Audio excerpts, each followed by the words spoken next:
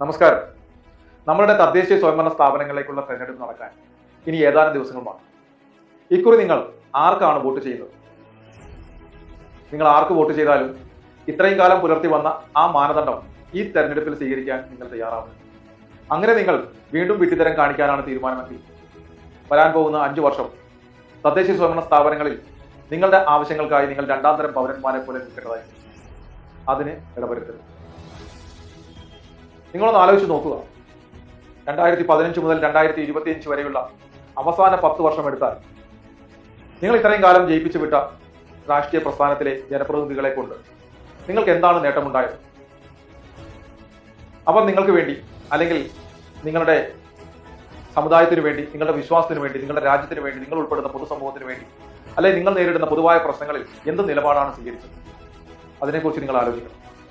നിങ്ങളുടെ വഴിവിളക്ക് മാറ്റിയിടുന്നതോ, അല്ലെങ്കിൽ നിങ്ങളുടെ മുന്നിലെ വഴി ടാർ ചെയ്യുന്നതോ, സീബ്ര ക്രോസ് വരയ്ക്കുന്നതോ, ഹൈമാസ് ലൈറ്റ് സ്ഥാപിക്കുന്നതോ മാത്രമല്ല ഒരു വികസനം എന്ന് പറയുന്നത്. ഒരു ഭരണ സംവിധാനത്തിലെ ഏറ്റവും താഴേക്കിടയിലുള്ള നിങ്ങളുടെ ജനപ്രതിനിധിയാണ് നിങ്ങളുടെ വാർഡ് കൗൺസിലർ അല്ലെങ്കിൽ പഞ്ചായത്ത് മെമ്പർ. ഒരു നിശ്ചിത കാലയളവിനുള്ളിൽ നിങ്ങളുടെ വീട്ടിൽ അയാൾ സന്ദർശിക്കണമെന്നുണ്ട്. നിങ്ങളുടെ ഏതൊരു വിഷയത്തിലും അയാൾ ഇടപെടണമെന്നുണ്ട്. നിങ്ങൾക്ക് വേണ്ടി അയാൾ തദ്ദേശീയ സ്വയംഭരണ സ്ഥാപനങ്ങളിൽ നിങ്ങൾക്ക് വേണ്ടി പ്രവർത്തിക്കണമെന്നുണ്ട്. പക്ഷെ നിങ്ങളിപ്പോഴും വലിയ വീട്ടിൽ ആനയെ കടം ചോദിക്കാൻ ചെന്ന പോലെ നിങ്ങൾ അവരുടെ വീടിന്റെ വാതിക്കൽ അവരുടെ കാരുണ്യത്തിന് വേണ്ടി കാത്തു നിൽക്കുകയാണ്. അതുണ്ടാവരുത്. അയാളെ നിങ്ങൾ വ്യക്തിബന്ധത്തിന്റെ പേരിലോ, സൗഹൃദത്തിന്റെ പേരിലോ, അല്ലെങ്കിൽ നിങ്ങളുടെ രാഷ്ട്രീയ പ്രസ്ഥാനത്തിന്റെ പേരിലോ കണ്ണുമടച്ച് ജയിപ്പിച്ചു വിടാൻ നിങ്ങൾ പഴയതുപോലെ തയ്യാറാവരുത്. കാര്യം ഇവിടെ നമ്മളെ പ്രതിനിധീകരിച്ചിരുന്ന 2 മുന്നണികൾ, LDF-ഉം UDF-ഉം, നിങ്ങൾക്കൊരു വിഷയം ഉണ്ടായാൽ ഞാൻ നിങ്ങളുടെ ഭാഗത്താണെങ്കിലും നിങ്ങൾക്ക് വേണ്ടി നിലകൊള്ളുമെന്ന് നിങ്ങൾക്ക് ഉറപ്പുണ്ടോ? ഞാൻ ഈ പറഞ്ഞ കഴിഞ്ഞ 10 വർഷം ഈ കേരളത്തിലുണ്ടായ വിഷയങ്ങളിൽ അവർ എന്ത് നിലപാടാണ് സ്വീകരിച്ചിട്ടുള്ളത്? കാരണം അവർക്ക് അവരുടെ നിലനിൽപ്പിന് വേണ്ടി ചില പ്രത്യേക സമുദായത്തെ, വോട്ട് ബാങ്കിനെ പ്രീണിപ്പിച്ചേ മതിയാവും.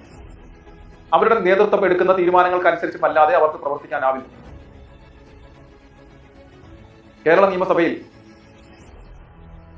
അബ്ദുൽ നാസർ മദ്രിക്ക് വേണ്ടിയും, സദാം ഹുസൈന് വേണ്ടിയും, CAക്കെതിരെയും, വഖിലിന് വേണ്ടിയും ഒക്കെ ഏകകണ്ഠമായി പ്രമേയം പാസ്സായി. എന്തുകൊണ്ടാണ് നിയമസഭയിൽ ഏകകണ്ഠമായി പ്രമേയം പാസ്സായത്? കാര്യം അവിടെ എതിർക്കുവാൻ ഒരാൾ പോലും ഉണ്ടായിരുന്നില്ല. ഒരു MLA എങ്കിലും അവിടെ ഉണ്ടായിരുന്നുവെങ്കിൽ അവിടുത്തെ നിയമസഭാ രേഖകളിൽ ഇവർ ഏകകണ്ഠമായി പാസ്സാക്കാൻ ശ്രമിച്ച ആ പ്രമേയത്തിലെ എതിർത്തുകൊണ്ട് ഒരു MLA എങ്കിലും അവിടെ സംസാരിക്കുമായിരുന്നു. ഇത് തന്നെയാണ് നിങ്ങളുടെ പഞ്ചായത്തിലും മുനിസിപ്പാലിറ്റിയിലും കോർപ്പറേഷനിലും സംഭവിക്കാൻ പോകുന്നത്. അവിടെ നിങ്ങൾക്ക് വേണ്ടിയും കൂടി ശബ്ദിക്കുമെന്ന് കരുതുന്ന ഒരാളെ തെരഞ്ഞെടുത്ത് അയച്ചില്ലാന്നുണ്ടെങ്കിൽ അവരവിടെ നീതിക്കൊപ്പം നിലകൊള്ളാതെ അവരുടെ സ്ഥാപിത താല്പര്യങ്ങൾക്ക് വേണ്ടി, അവരുടെ നിലനിൽപ്പിന് വേണ്ടി, അവരുടെ രാഷ്ട്രീയ പ്രസ്ഥാനത്തിന്റെ നേതാക്കൾ എടുക്കുന്ന തീരുമാനങ്ങൾക്ക് വേണ്ടി അവർ നിലകൊള്ളേണ്ടതായി വരും. അതുകൊണ്ട് തന്നെ എല്ലാ മതസ്ഥർക്കും എന്നതുപോലെ നമ്മൾക്ക് വേണ്ടി ശബ്ദിക്കുന്നവരെ തെരഞ്ഞെടുത്ത് അയക്കുവാൻ നാം ഇപ്പോൾ തയ്യാറാകും.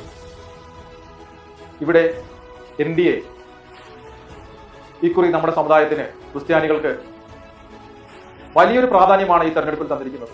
എവിടെയൊക്കെ നമ്മുടെ ആളുകൾ നിൽക്കുവാൻ തയ്യാറായിട്ടുണ്ടോ അവിടെയെല്ലാം അവർ സീറ്റ് തന്നു. ഒരിടത്ത് പോലും ഒരു പരാതിയില്ല.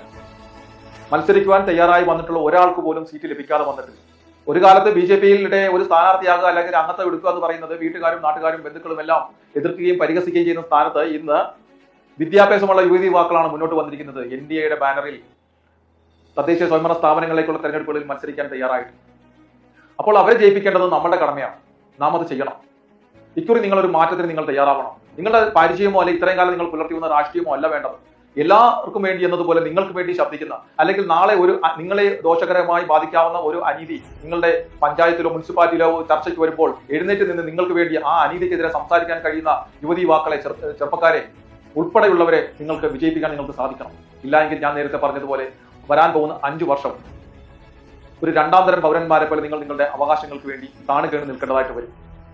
അതുകൊണ്ട് തന്നെ എന്റെ പ്രിയപ്പെട്ട സഹോദരങ്ങളെ, എനിക്ക് നിങ്ങളോട് പറയാനുള്ളത്, നമുക്ക് ലഭിച്ചിരിക്കുന്ന ഈ അവസരത്തെ നാം പരമാവധി വിനിയോഗിച്ച് ഒരു മാറ്റം ഉണ്ടാക്കാൻ നാം തയ്യാറാവണം.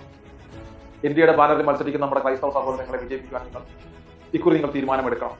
ഒപ്പം തന്നെ നമ്മൾക്ക് സ്വാധീനമുള്ള സ്ഥലങ്ങളിൽ മത്സരിക്കുന്ന, NDAയുടെ ബാനറിൽ മത്സരിക്കുന്ന ഹൈന്ദവ സഹോദരങ്ങളുണ്ടെങ്കിൽ അവരെയും വിജയിപ്പിക്കാൻ നിങ്ങൾ തയ്യാറാവും.